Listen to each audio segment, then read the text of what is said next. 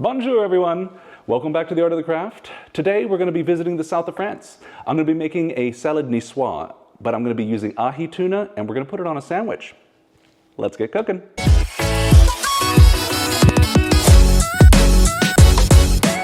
So just to let everybody know, casual day today. I don't have all of my setup, so I'm just going to carry the cameras around and try and be a little bit more spontaneous and show you what the kitchen actually looks like. What is salad niçoise anyway?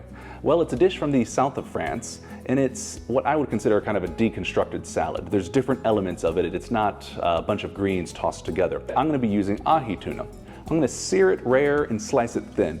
So the traditional salad is greens, frisée or an endive or something like that. You'll have boiled potatoes, usually small little new potatoes. You'll have tomatoes, Haricot vert, which are French green beans. They're just a fancy word for green beans. And then vinaigrette that the whole salad gets tossed into. The tuna is usually a canned piece of tuna, and that's French tuna, so it's fancy canned tuna. We'll be using the ahi in place of that. And then there's always an egg on it. So I poached a couple eggs, so we're gonna have this great jammy egg to go on our food. The tuna here I have is a beautiful tuna steak. What I'm gonna do is salt and pepper it and let that sit for a little while. We're gonna then sear the tuna really hot in a pan. It's gonna still be rare on the inside, but we wanna get a nice sear on the outside. Now, when I cook, I always like to start with the pan very hot, and I think I've said this multiple times, so you guys, this isn't new to any of you. But a hot pan is the way that you always want to start. Otherwise, you're going to have to bring up the pan to temperature with food in it. And what will happen is you end up overcooking your proteins. So we're going to let that kind of sit there, get nice and hot. A little bit of oil is important. Let's see what we have over here. Bingo. Okay. So I've got some just vegetable oil. When I'm searing hot like this, I want to make sure that I have a refined oil, meaning a lot of the chemicals that would the compounds that would turn bitter and burn have been removed. So if you have an avocado oil or a vegetable oil or a canola oil even, that's a high heat oil that is going to be perfect for something like this where we're searing and we don't want to lend any flavor to it ahead of time. So now that we have the hot pan, let's go ahead and put the fish in there. I wonder if I can do this. I'm going to experiment a little bit and try and take the camera with me. Yeah, look, this might be fun. Okay, we're learning new things today. In that hot pan, I got salt and pepper on the tuna, and we're gonna place it in the center here. Don't mess with the tuna once you've put it in there. You don't wanna keep flipping it back and forth because you don't wanna damage the fish. So we're gonna let it sear and get a good crust on one side and then turn it over on the other side. It's been about a minute or so. I haven't messed with it or anything, and I'm gonna flip it over. Yeah, see, and it's got a perfect uniform crust on one side. As you look on the side of the tuna, you can actually see the rare part in the middle, and that's what we're going for. So we're going to give it a nice slice down once it's done, and you'll have the cooked ends of it and a little bit of rare on the inside. So we're moving on to the eggs. There are a tradition to have hard-boiled eggs in the salad. If you're used to hard-boiled eggs with no runniness, you can certainly use that. I like mine a little bit jammy, meaning they have a little bit of give to the yolk, but a solid white. 6 to 7 minute boil, like a low simmer boil on your eggs.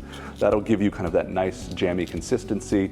If you want something done hard boiled all the way through, you know, the traditional, what I would consider traditional American style, then 9 minutes would get you that. See how that is a little bit runny on the side? That's exactly what we're looking for. I like them a little bit jammy so that when I eat into them, it's almost like a custard or a fudge. It's a wonderful consistency. If you're not into that, that's fine. Hard boil them all the way. That's no problem as well. Okay, now we're gonna move on to the vinaigrette. So the salad is typically, you know, a salad on a plate with a little vinaigrette dressed over it. I'm gonna do a little bit different this time because it's on a sandwich. I'm gonna make it the full vinaigrette. We'll toss some of the vegetables, some of the haricot vert and the lettuce and things in it, and then drizzle it over the sandwich. People ask me how I do my garlics. I just smash them with the butt of my knife and then give them a quick mince. If that's not something you're comfortable with, a garlic press is, you know, everybody's best friend. It helps you go through it really quickly. Dijon really gives a nice flavor to the vinaigrette, but it also acts as an emulsifier, which helps the fats and the liquids, the waters, come together and hold together because, as you know, fat and water oils and waters don't like to mix together, so this helps the emulsion stick together.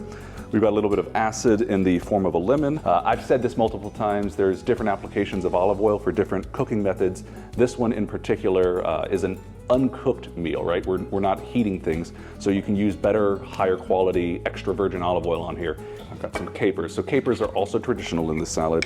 What we're gonna do is just strain them, squeeze them in your hand to get the excess out, and drop them in our vinaigrette.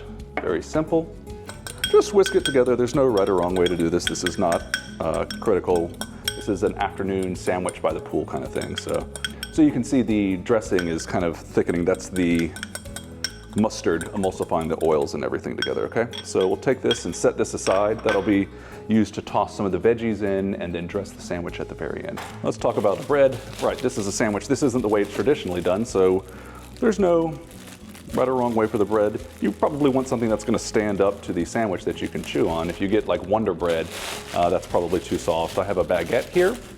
These are gonna be open-faced sandwiches for me. You can do them however you want. If you like one way or the other, you can use grilled bread, would be good. I've got this beautiful baguette here that we're gonna use as the base for our sandwiches. Now we're gonna put together some of the salad ingredients. Like I mentioned, green beans. So these green beans have been blanched in hot water for about a minute and then put in ice water to shock them and stop them from continuing to cook. What that does is it allows the vegetable to remain crispy without overcooking and getting soft. Traditional for the sandwich is boiled potatoes, and so I had some roasted potatoes that we're going to use in place of that I've already got set up. There's always tomatoes in here, so let's use tomatoes as well. This is going on a sandwich, so you want to be kind of conscious of how you're cutting things so that they're small enough that you can eat in a bite. We want some olives. Olives are going to be great. They're going to add like kind of a briny taste to everything. And capers are already in the dressing, so we don't need to worry about that. So is garlic, lemon. Something that I've found that has always been on the restaurants that I've eaten salad niçoise is anchovies. This is completely optional, so if you don't like them, you don't have to put them on. I happen to really enjoy them. They're very salty, and make sure you always have some lettuce. This is actually going to go on the bottom. I'm not going to toss it as part of the salad. I've got some beautiful red leaf lettuce here. In France, it's traditional to do what is a frisée lettuce. You could do endive, you could do watercress, but this is what I found in the market today, so we're gonna use that. So if you look, you can see a little bit of pink in the middle. That's perfect.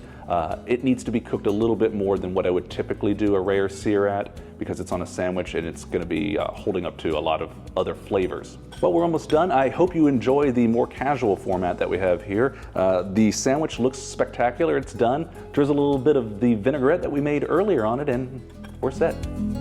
Catch you next time.